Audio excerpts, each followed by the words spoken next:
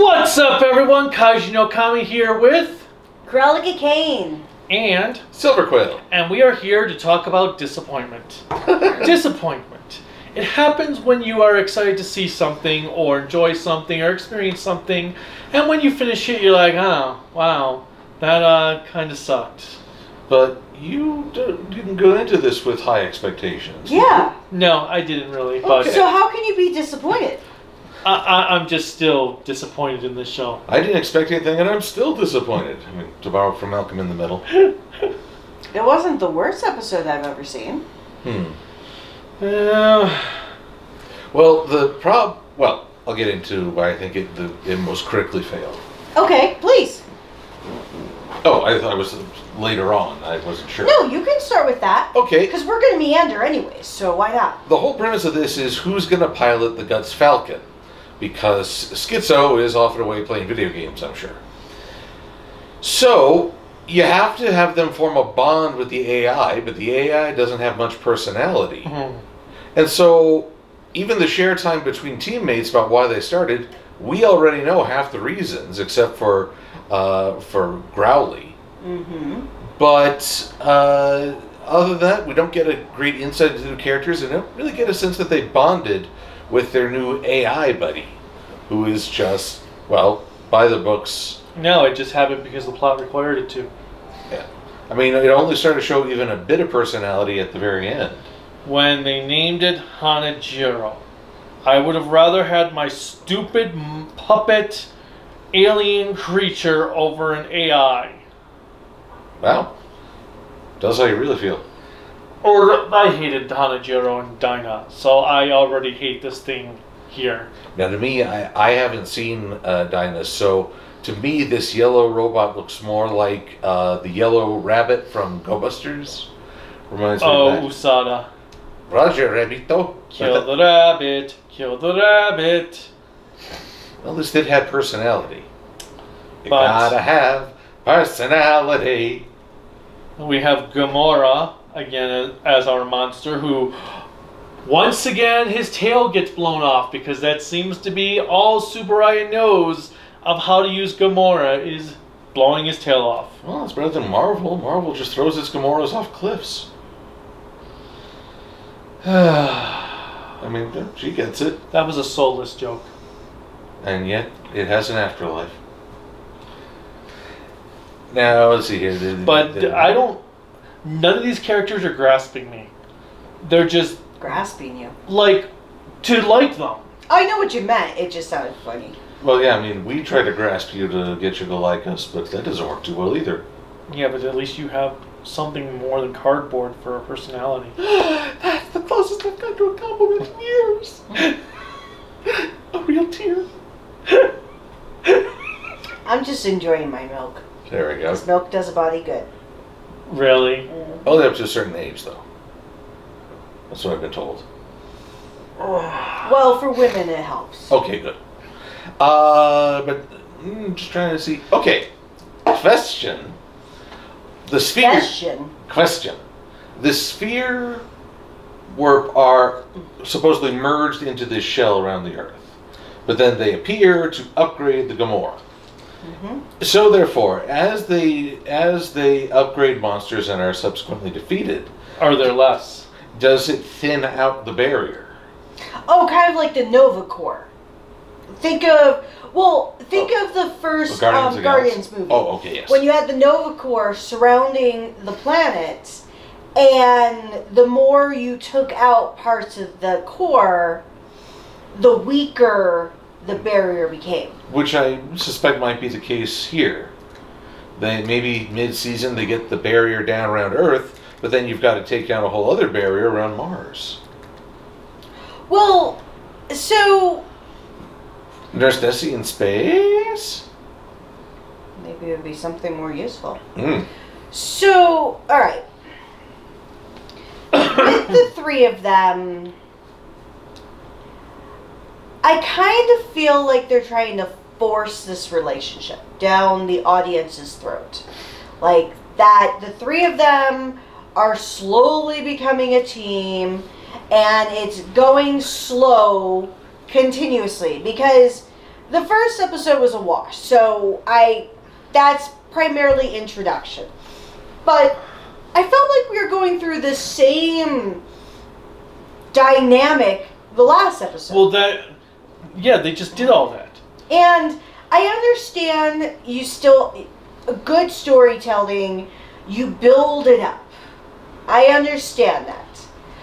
But I kind of feel like where Trigger, the writing was terrible, but the acting was on point, that you could kind of like, it sucks, but at least they're trying. There was still enough in the beginning of Trigger that the characters at least had things that, like, you're kind of interested, like, oh, I want to know more about this character or this character. Here, I'm like, I don't care. I don't care if they all die tomorrow. Well, I care if anybody dies tomorrow, because that's depressing, but... But we were introduced to a new character whom I have dubbed Die Job. It should be Professor Die Job. Professor Die Job. And so... What was his point again? He was there to stand there and say, hey, good job. Yeah, I don't... Well, seeing as how the AI was pretty much running the show, I was a little confused about his participation as well. Yeah, I'm like, what is this guy here for?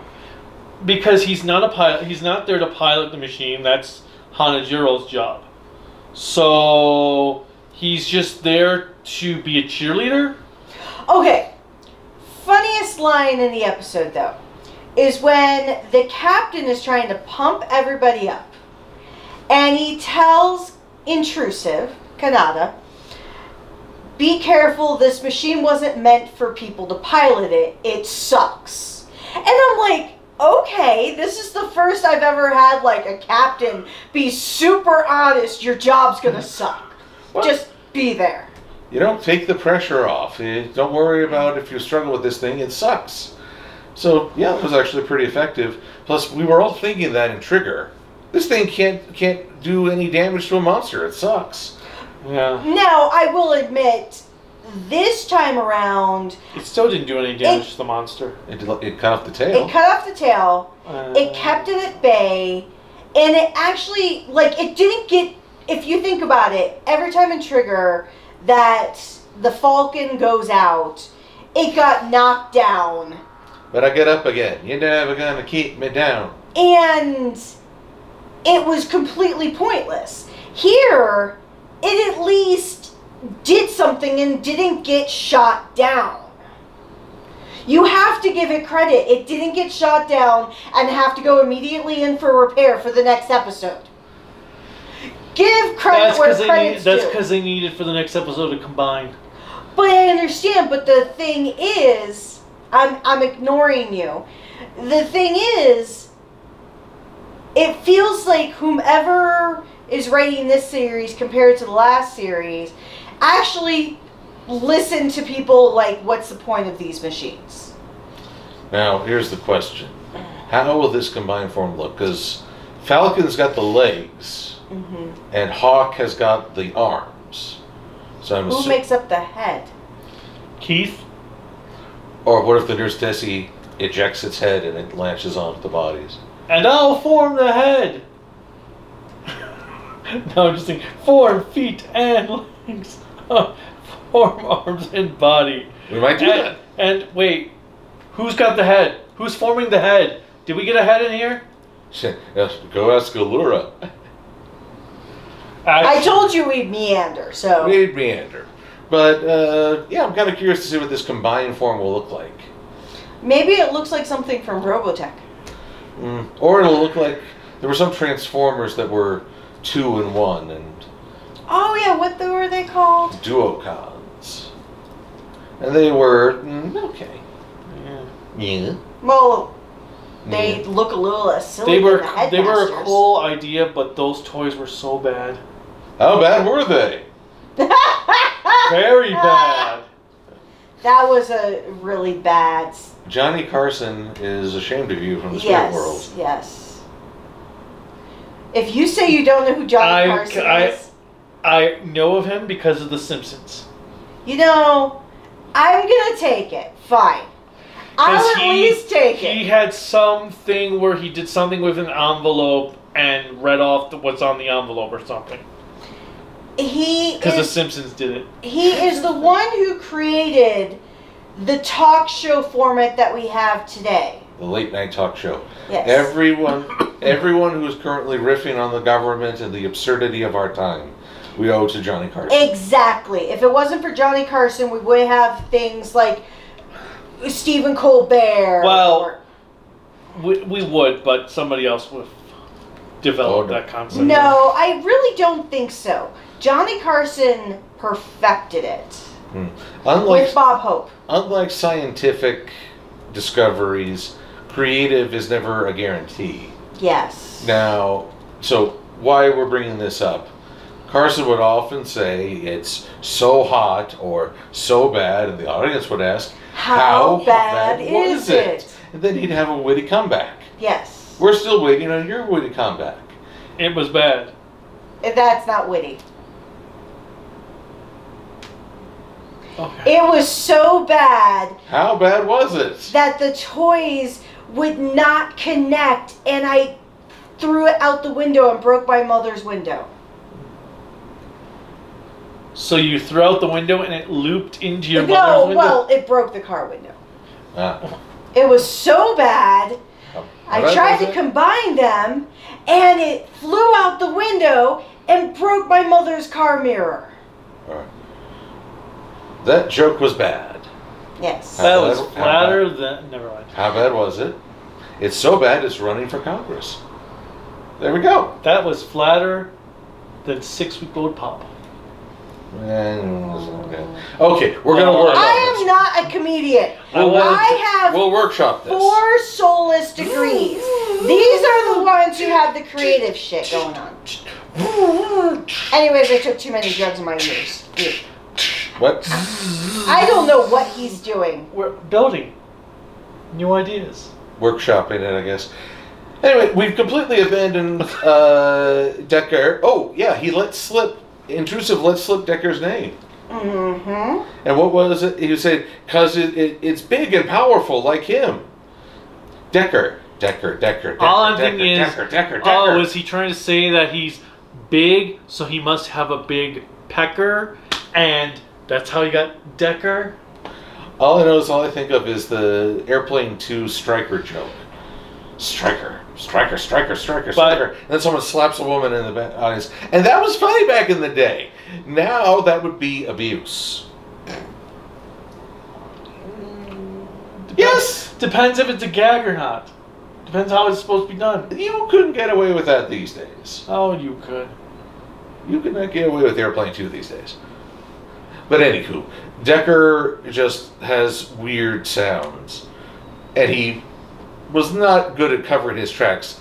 Honestly, I'm surprised the AI didn't have him pegged right then and there. Well, I kind of wondered. I was like... Also, can the AI really keep secrets from its captain? No. Well, he's asking it to. Well, is intrusive smart? Apparently not. I don't know. It's just all stupid. This whole show is stupid. Oh, no. Intrusive is as bright as coal. As a burnt out bulb. There we go. As bright as coal. I like it as bright as a burned out bulb. Coal. It's quicker. It goes off the tongue better. It flows. But if you like coal, it's actually quite bright. No, coal is always black. Why it gotta be black? And now, I'm just gonna... Okay, we're done. Yeah, we're done. Abandoned joke. Everyone... Shake it up and shake the camera. Shake it up. No, wait. I'm surprised you weren't impressed by the cinematography as the Falcon transformed and went under the Gamora's tail while the Hawk... Because I thought that was a pretty decent shot, swooping in. I mean, if nothing else, you're usually a fan of the cinematography of Ultraman. Yeah. I don't even remember that scene. Really? It was cool. And let's see here. So we have a more emotionally stable crew in the Nurse Desi. Mm-hmm. Not the extremes of before, but then it's harder to... Well, lately I've been growing tired of people saying, oh, this character is boring because they're, reliable or sensible. The thing is, you don't look for that character to be engaging in peace. You look at how composed they are in the midst of a storm. The captain is very composed in that storm, even, and having that joke we talked about. This piloting it sucks. That's his strength as a leader. You're not looking you're not looking for him to be screaming or running around. And when he said that, when they're like, do you think that's a good idea to have these new people? Yes, we have to think about what's going on in the future with Sphere, not right this exact minute. So that's his quality of character starting to shine through.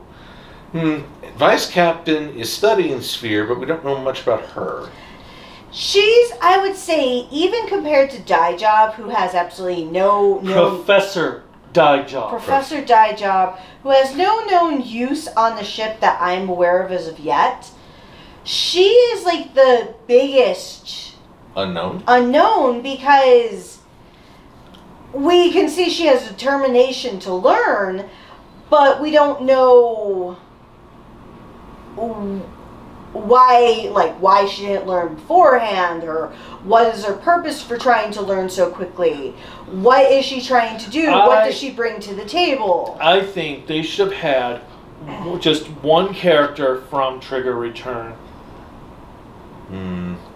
I would like Dave. I'm just saying, one of the characters should have been in her role instead. Or what about looking up at this sphere fills you with determination?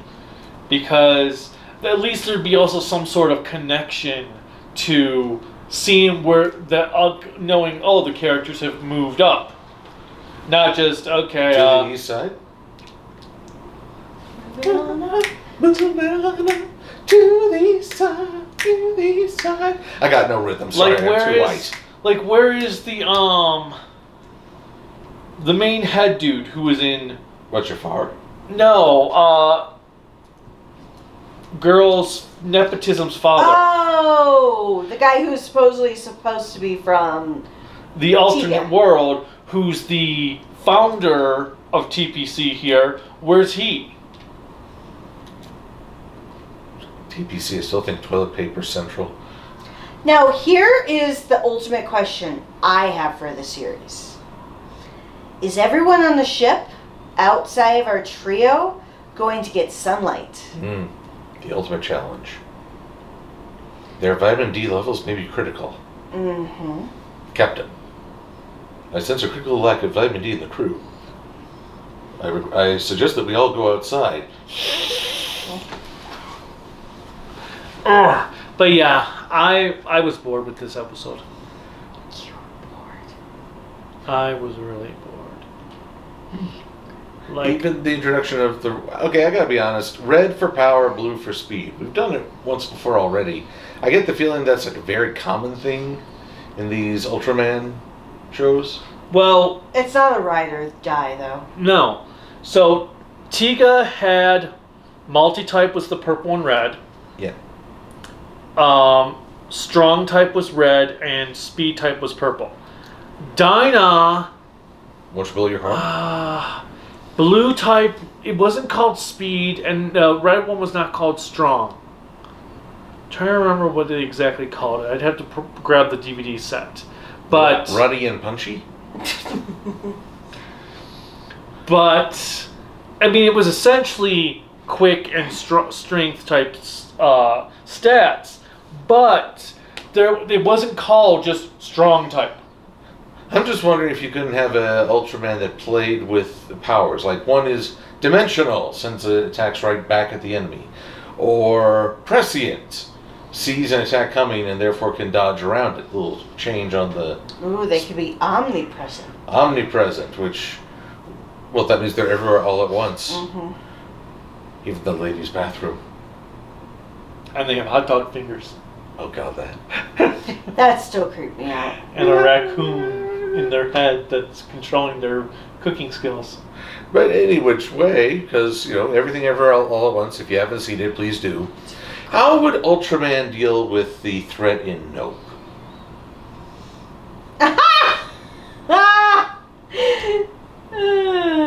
talking about anything related to that. No spoilers. Oh, come on. You hear this sound and this rattling, the house is shaking. Nope. Sha! Nope. All of a sudden there's a sha. That would be so cool. And like everyone just sort of looks up like, did someone just sha? Look outside, suddenly there's Ultraman. She'll watch. That would have been the greatest twist. Okay, that's not a spoiler because Ultraman is not in Nope, but No. it would have been hilarious. Nope. Nope. Nope. Nope. Nope. But Nope. Keith Nope. is. Nope. Nope. Nope. Nope. Nope. Nope. Nope. Radio. Nope. Nope. Voltron is. Nope. Nope. Radio. Yep, radio. Anyway. Voltron is because you said. Yes, the actor who voices Keith is. Nope. Nope. No. Hey, stop. Nope. Okay, anyway. So, yeah, Decker so far is 0-3 for me for... We've only watched 2. 3. That was episode 3. Well, that's the first episode of your place. Oh, yeah. Yeah, we had political ad day. Oh, God. Then we had them working in the forest and getting recruited for Gut Select. And now we had them trying to get recruited for who was going to fly the ship under Gut Select. Wow, you forgot the first episode because of all those political ads. Oh, yeah, that kind of fried my brain. Wow, that in the first episode was pretty forgettable. But anyway. Unforgettable. Though I've wanted to show the theme song music video at my gym. Just to say, hey, could any of you guys hold these poses for that long? They make you try. Oh, God, no, please don't. But... I'm not doing squats with someone sitting on my shoulders. You crazy. I mean, if we were to drop the show right now, I would not care. Okay, just looking at... So, on the screen right now... Kaiju has my search because it's my YouTube channel. My YouTube channel that we play it off of. So I have RuPaul's Honest Trailers for games with RuPaul's Drag Race All-Star 7, Halloween Ends, which has Ryan Reynolds. What were you looking up recently with Kamen Rider Build? Ryan George's Malice Miser, He Will Hold Me Fast, Kamen Rider. I have no idea why I have Build. Ryan George's Malice Miser? Mm-hmm. I didn't know Ryan George had a Malice Miser. Who's Ryan George?